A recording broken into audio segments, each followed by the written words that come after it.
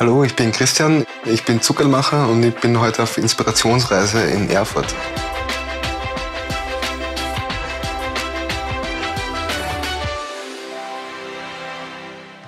Ja, ich bin Gründer und Chef der Zuckerlwerkstatt und die Zuckerlwerkstatt ist ein reiner Handwerksbetrieb, in dem wir ganz alte Zuckerlsorten herstellen.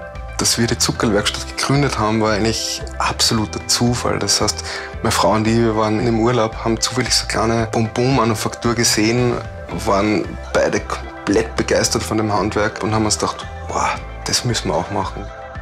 Reisen war in meinem Leben und ist in meinem Leben extrem essentiell, weil du, egal wo du bist, einfach so viele verschiedene Ideen und verschiedene Geschmacksrichtungen mitkriegst. In jeder Region haben es andere Präferenzen. Das heißt, Reisen ist für mich einfach extrem notwendig, um inspiriert zu bleiben.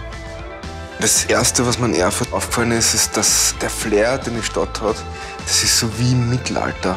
Aber halt nur wunderschön erhalten. Das heißt, du merkst die ganzen Fachwerkbauten.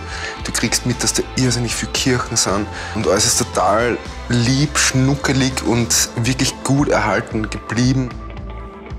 Die Krämerbrücke ist, finde ich, ganz ein spezieller Ort in Erfurt. Und die Krämerbrücke stellt man sich halt eine Brücke vor, wo drunter irgendwie ein Fluss rinnt. Aber es ist eine Gasse, das heißt mit Häusern links und rechts und vom Gefühl her so wie in Harry Potter die Winkelgasse, also ganz klar, ganz schnuckelig. Also das ist ein Platz, den man sich unbedingt in Erfurt anschauen muss.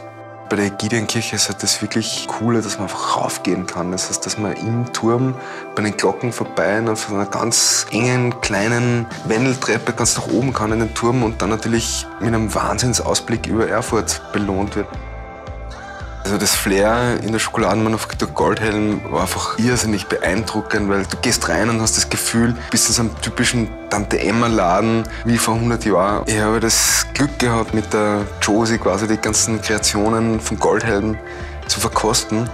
Und das war einfach irrsinnig interessant für mich, sich auch dementsprechend auszutauschen und fachlich ein bisschen zu quatschen. Unter anderem auch zum Beispiel über die ganzen Zutaten und Rohstoffe. Und das war echt ein sehr tolles Erlebnis bei Goldhelm.